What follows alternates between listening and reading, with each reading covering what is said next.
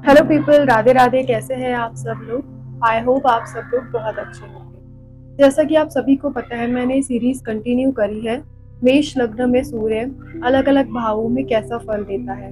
तो चलिए आज का वीडियो शुरू करते हैं। आज इस वीडियो में हम बात करने वाले हैं सूर्य फोर्थ हाउस में कैसा रिजल्ट देता है। जैसा कि आप स्क्रीन पर देख पा रहे हैं, सूर्य यहाँ पर फिफ्थ हाउस के लॉर्ड है। फिफ्थ हाउस को हम हमारी कुंडली में बहुत शुभ मानते हैं, क्योंकि त्रिकोण हाउस भी माना जाता है। कुंडली में फर्स्ट हाउस, फिफ्थ हाउस और नाइन्थ हाउस को हम त्रिकोण हाउस बोलते हैं, जो बहुत ज्यादा शुभ होते हैं। अब सूर्य यहाँ के स्वामी है। अब सूर्य यहाँ के स्वामी होकर के फोर्थ हाउस में गए हैं। अब हम यहाँ पर फिफ्थ हाउस के कुछ कारक तत्वों को समझ लेते हैं। फिफ्थ हाउस के कुछ कारक तत्व मैंने अपनी पिछली वीडियोस में भी बताए हैं, जैसे कि पास्ट लाइफ में जो भी हमसे कर्मा हुए उसके अच्छे गुड बेनिफिट्स को हम यहाँ से देखते हैं। हमारे अनसर्टेन गेन्स को हम यहाँ से देखते हैं। हमारी बुद्धि, हमारी संतान, हमारी ग्रेजुएशन जो +2 लेवल की होती है उसको हम यहाँ से देखते हैं। हमारा ब्रेन, हमारी मेमोरी, यानी हम कितना चीजों को रिटेन कर पाते हैं, वो यहाँ से हम डाइजेस्टिव सिस्टम को भी देखते हैं। हमारे लव एंड रोमांस को भी हम यहाँ से देखते हैं। यहाँ से मोस्ट प्रोबेबली क्वेश्चंस ये आते हैं क्लाइंट्स के कि हमारी लव लाइफ जो है, हम जो लव मैरिज कर रहे हैं वो सक्सेसफुल होगी या नहीं होगी, वो सब हम यहाँ से देखते हैं। और यहाँ से हम स्पेक्युलेटिव गेन्स को देखते हैं, लाइक लॉटरी, गैम्बलिंग, सट्टा, है ना, ये सारे जो गेन्स होते हैं। फिफ्थ हाउस से हम आर्ट्स एंड क्रिएटिविटी को भी देखते हैं। अब सन जो है वो फिफ्थ हाउस का ही लॉर्ड है। फिफ्थ हाउस के कारक तत्व हमने समझ लिए। अब सन जो है वो फोर्थ हाउस में जाएगा, तो अभी हम फोर्थ हाउस के कारक तत्व को समझेंगे कि फोर्थ हाउस से हम क्या क्या देखते हैं।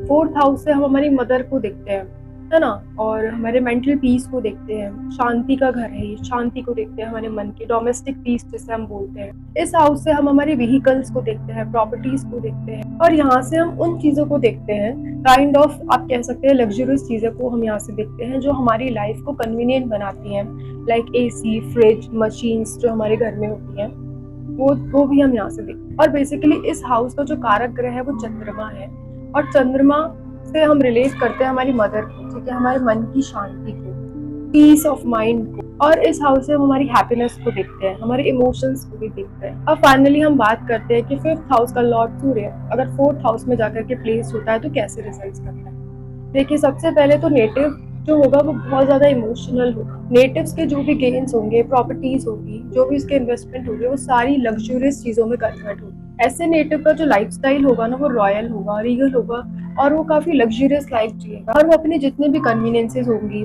जैसे कि मैंने यहाँ पर अभी लग्जरियस कार्स के बारे में बताया, और भी कन्वीनियंसेस है वो जो यूज कर सकता है, like AC, what ever things जो होती है वो उसकी कॉस्टली होंगी काफी। मतलब ओवरऑल आप ये कह सकते हो कि ऐसे नेटिव की जो लाइफस्टाइल होगी ना वो रॉयल होगी। ऐसे नेटिव को इनहेरिटेंस में भी बहुत चीजें मिलती है, मतलब पेरेंट्स से इसको बहुत चीजें मिलेंगी, और उसी इनहेरिटेंस को इसके जो नेटिव के जो बच्चे होंगे वो भी भोगेंगे।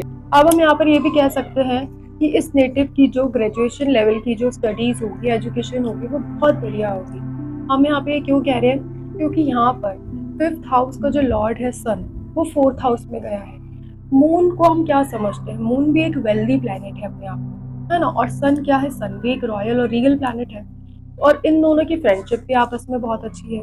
तो दैट्स वाई यहाँ पर नेटिव को काफी सारे फायदे मिल सकते हैं। अब आप यहाँ पर ये समझिए, ये जो चीजें मैंने आपको बताई, ठीक है, इसका यही मतलब हुआ कि नेटिव को गेन्स काफी ज्यादा होंगे, अच्छे होंगे मतलब इसकी लाइफ में। अब आप यहाँ पे एक और बात समझिए कि फोर्थ हाउस किसका होता है, मदर का होता है, ठीक है। अब सन की प्लेसमेंट का यहाँ होना, दैट मीन्स जो नेटिव की मदर होगी उनकी पर्सनालिटी में भी सूर्य का एक तेज होगा, सूर्य जैसे एक तेज होगा। फॉर एग्जाम्पल, इनकी जो मदर होगी उनकी पर्सनालिटी में रॉयलनेस होगी, रीगलनेस होगी, और वो काफी ऑथोरिटेटिव होगी। मतलब नेटिव की जो फैमिली है उसमें इनकी मदर की ही चलेगी, हर डिसीजन इनकी मदर से पूछ के ही लिया जाएगा। अब सूर्य से हम पिता को भी रिप्रेजेंट करते हैं, तो यहाँ पर पिता की पोजीशन भी काफी अच्छी हो। और जैसा कि अभी मैंने आपको ऊपर बताया कि मदर जो है वो भी काफी, उनका भी नेम फेम काफी होगा।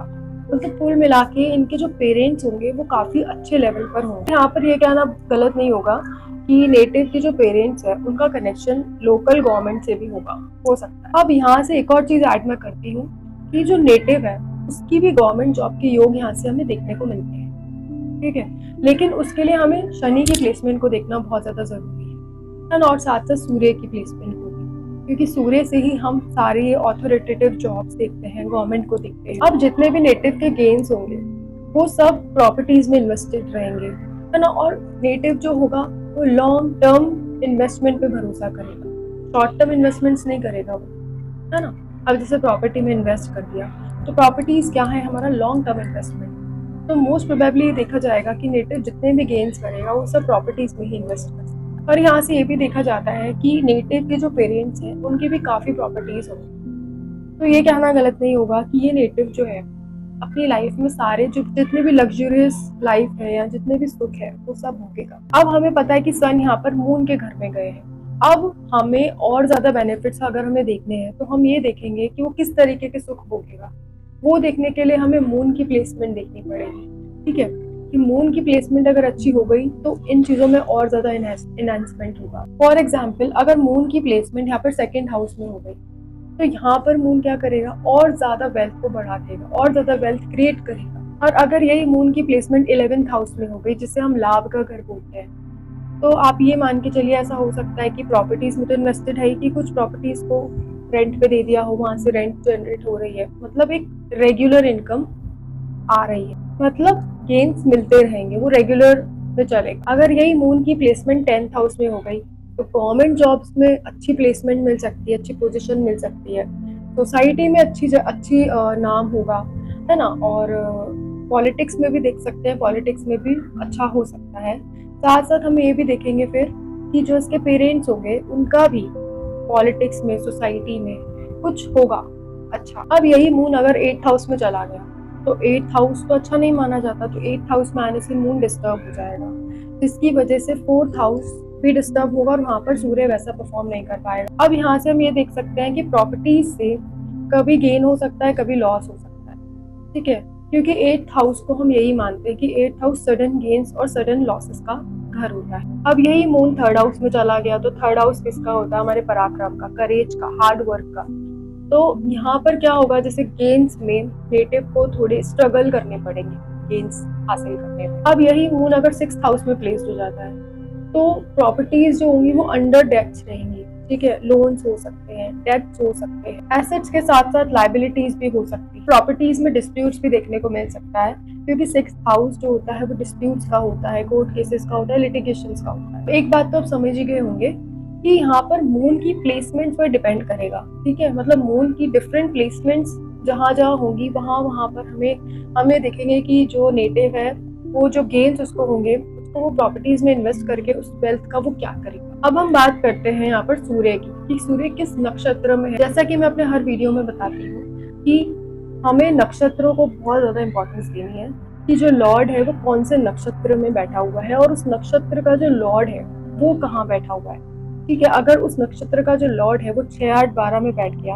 है ना, या फिर किसी नीच राशि में बैठ गया तो वो डिस्टर्ब हो जाएगा, तो फिर वहां पर वो ग्रह वैसे रिजल्ट्स नहीं करेगा। तो चलिए एक नजर डालते हैं नक्षत्रों पर। जैसा कि आप स्क्रीन पर देख पा रहे हैं कि सूर्य अगर यहाँ पर 0 से 3.20 डिग्री तक है तो पुनर्वसु नक्षत्र में है।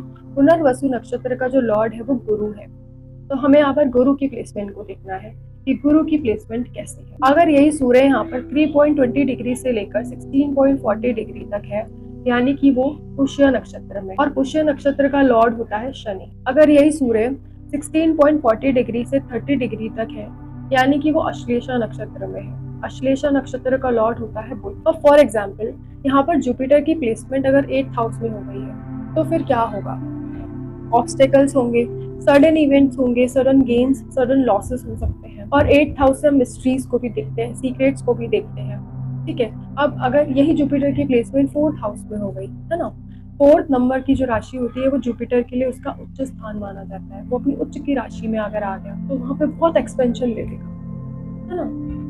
और धन, जुपिटर को हम जो होता है वो किसका कारक मानते हैं, संचित धन का, तो और ज्यादा एक्सपेंशन दे देगा आपकी, और ज्यादा अनलिमिटेड प्रॉपर्टीज, अनलिमिटेड गेन्स कर देगा। अगर यही जुपिटर 10th हाउस में चला गया जो उसकी नीच राशि है 10 नंबर की, तो फिर क्या कर देगा, उल्टा कर देगा, पलट देगा, अपोजिट कर देगा, कमी कर देगा इन चीजों। तो गाइज आपको यहाँ पर नक्षत्रों को भी इम्पोर्टेंस देनी है, नक्षत्र के लॉर्ड कहाँ प्लेस्ड है आपको ये चीज से ध्यान में रखना है। अगर नक्षत्र के लॉर्ड्स भी अच्छे वेल प्लेस्ड हैं तो नो डाउट जो जो चीजें मैंने आपको बताई हैं सारी वो बहुत अच्छे से काम करेंगे और आपको इसमें काफ़ी कुछ चीज़ें देखने को मिलेंगी अपने प्रेडिक्शन में। ठीक है, अगर कुछ भी डिस्टर्ब हुआ, जैसे मून की प्लेसमेंट डिस्टर्ब हो गई या इन नक्षत्र के लॉर्ड्स की प्लेसमेंट कहीं इधर-उधर डिस्टर्ब हो गई, है ना? या फिर सूर्य पर किसी नीच के ग्रह की दृष्टि पड़ गई, तो वहाँ पर जो मैंने आपको चीज़ें बताई है, वहाँ कमी आ जाएगी इन चीज़ों। तो आई होप गाइज़ आपको मेरा वीडियो अच्छा लगेगा। अगर आपको कोई भी कंसल्टेशन चाहिए, तो मैं यहाँ पर अपना नंबर मेंशन कर दूँगी, और नहीं तो आप मुझे इंस्टाग्राम पे डीएम भी कर सकते हैं फॉर एनी क्वेरी। और आई होप आपको मेरा वीडियो अच्छा लगेगा। If you like this video please like share and subscribe my channel for more further update videos. तो मैं अपने नेक्स्ट वीडियो को लेकर के आऊँगी, जो होगा मेष लग्न में सूर्य 5th हाउस में कैसा रिजल्ट करता है। तो stay tune for more such videos. Radhe Radhe.